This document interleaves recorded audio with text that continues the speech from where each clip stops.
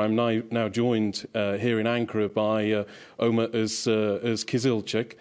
He's a security analyst and he's also the editor of an online publication called Syria Gündemi, Syrian Agenda. Now, first of all, Omer, I just wanted to ask you, how can this security zone, safety zone be created? So in terms of implementing it on the ground, there are many technical details which has to be discussed and which will be discussed today. First of all, there is the issue of the YPG presence. So will they withdraw or will they be attack against the Turkish military while they go into these areas? And there are also the issue of the heavy weaponry which was delivered by the US to the YPG. So will the US succeed in collecting these weapons? There are many difficulties, but speaking on geography and demography, the terms are on the favor of Turkey's side because the area is majority Arab populated, and even the Kurdish population, there are many of them have taken refuge inside Turkey and northern Iraq.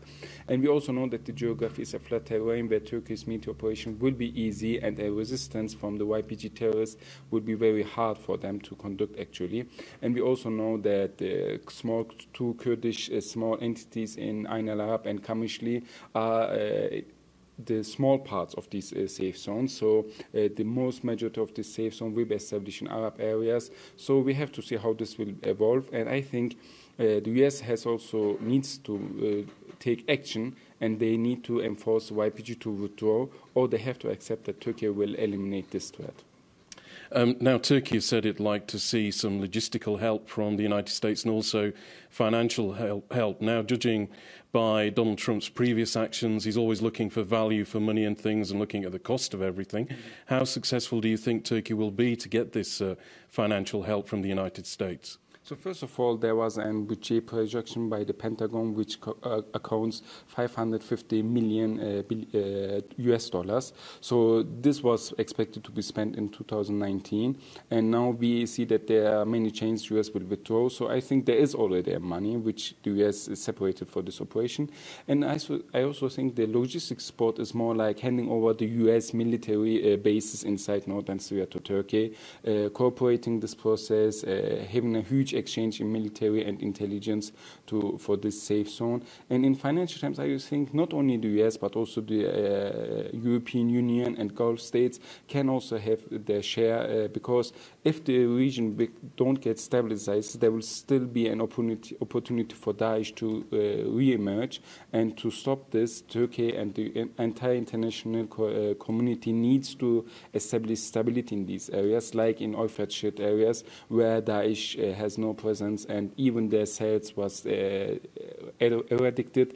And if we compare, for example, Raqqa to Al-Bab, in Al-Bab there isn't any Daesh terrorist attacks, but in Raqqa almost every day there's a terrorist attack by Daesh. So for Turkey, Turkey have shown that its own policy is more effective in confronting Daesh and other terrorist threats in long term and middle term.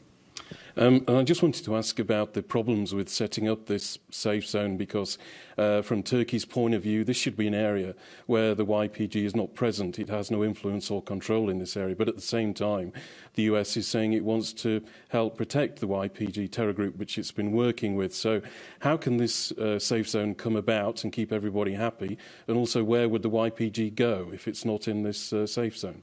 So first of all, we have to know that most of the leadership of the YPG are actually Turkish citizens. So they are from the They came from the Kandil Mountains to Syria, and they have only one solution for them: surrender to Turkish authorities or other authorities, or die fighting. So I don't think that high PKK veterans, cadres, that they will withdraw easily, or even if they withdraw to the Kandil Mountains and go on with the terrorist methods like they have done over the last decades. So this is an important issue because the US says they want to protect the Syrian Kurds. So the Syrian Kurds aren't only the YPG. There are many Syrian Kurdish political parties. There are many military organizations which works together with Turkey or which works together with the northern Iraqi government, Barzani, and they have to become the important players on the Syrian Kurds, not a terrorist organization. And I think there is some space to sort out things.